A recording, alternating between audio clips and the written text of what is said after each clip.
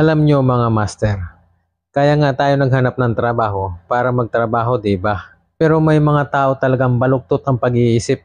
Mga master, hindi ko sinabing wala tayong karapatang magreklamo. Lahat tayo may karapatang magreklamo lalo na't pagod tayo. Porque nandyan yung ba't daw nila gagawin yung trabaho ng iba ay hindi naman daw nila trabaho yan. Kung kaya lang din naman gawin at wala tayong ginagawa, bakit hindi nating magawa? Ang pagrereklamo nasa timing yan. Hindi ka pa nga nauutusan ay nagrereklamo ka na. Ba't hindi ka na lang magtayo ng sarili mong kumpanya? Pinapaalala ko lang mga master, kaya tayo nasa trabaho ay para magtrabaho, hindi yung magbilang ka ng ginawa mo sa buong maghapon. Kung binata ka lang din at wala kang pakialam sa kinabukasan mo, okay, go, magreklamo ka, pumunta ka ng barangay, pumunta ka kay Tulfo. Kung kaya ng sikmura mo na palamunin ka sa bahay mo, sige go, wala kaming pakialam sa buhay mo yan eh. Kaya tayo nagtatrabaho mga master, dahil may mga sari-sari tayong mga dahilan, lalong-lalo na sa may mga asawang tulad ko. Nandyan yung nagtatrabaho tayo para sa pamilya natin para meron tayong pangsangyupsal sa weekend. Nandyan yung nagtatrabaho tayo para meron tayong panggastos sa darating na outing ng pamilya. At nandyan din naman yung nagtatrabaho tayo para meron tayong pangbayad sa tuition sa school ng mga anak natin. At paalala lang mga master, wag naman yung sobra-sobra ka magtrabaho. Bigyan mo rin ng pahinga yung katawan mo. Huwag nating abusuhin ng ating katawan. Oo, sa ngayon wala kang mararamdaman. Pero pagdating ng panahon, hindi pwedeng wala kang mararamdaman. Bigyan din natin ng panahon ng ating mga sarili para makapag-relax. Sa akin, 2 araw, okay na. Mas maganda, 1 linggo. Kung sa bagay, meron tayong tinatawag na nature of works.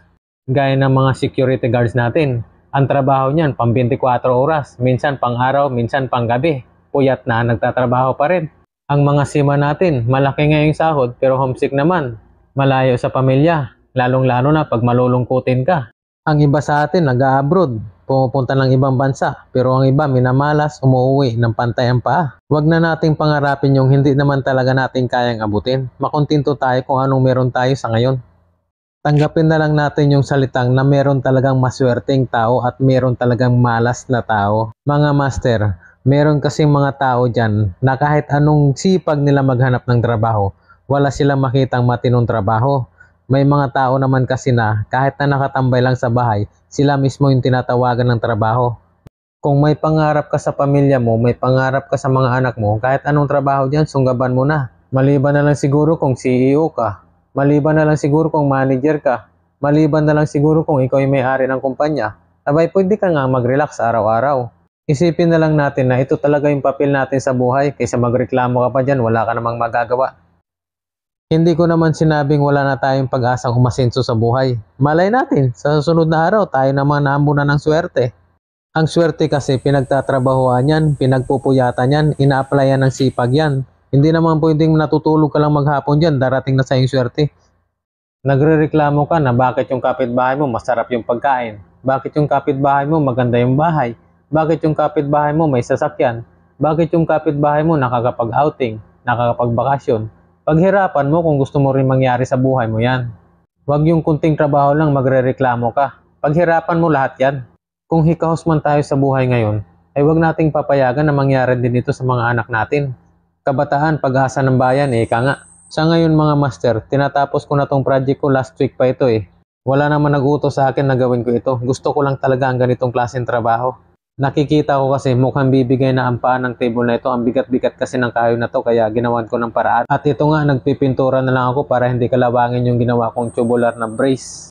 Kaya gustong-gusto ko ang ganitong trabaho dahil mahilig ako gumamit ng mga power tools. Minsan nga bumibili ako ng power tools kahit hindi ko pa naman ito nagagamit. Stay in kasi ako sa trabaho ko kaya hindi ko nagagamit yung mga power tools ko dun sa bahay. Isang araw lang kasi ang day off ko. Pero kung ako ang tatanungin, gusto ko araw-araw ko nakakasama ang pamilya ko. Yan ang rason kung bakit bihira ko lang nagagamit yung mga power tools ko. Dahil inuuna ko muna yung pamilya ko pag nagdi-day off ako. Minsan pag nagdi-day off ako, may mga tumatawag na barkada, mag-iinuman, mag-outing. Uunahin ko pa ba yan sa pamilya ko? Minsan nasasabihan ako ng barkada na wala na raw akong pagkasama. Hindi ko pwedeng unahin yan. Isang araw na nga lang yung day off ko, ibibigay ko pa sa mga barkada. Unahin ko yung pamilya ko syempre. Ako masaya na nagiinom ng alak samantala yung pamilya ko nag-aantay kung anong oras ako makakauwi. Hindi na, may panahon para sa barkada. Lalong-lalo na pamilyado kang tao. Mayayabang lang na tao ang inuuna ang barkada. Sa oras ng kagipitan, pamilya mo ang unang-unang tutulong sa'yo.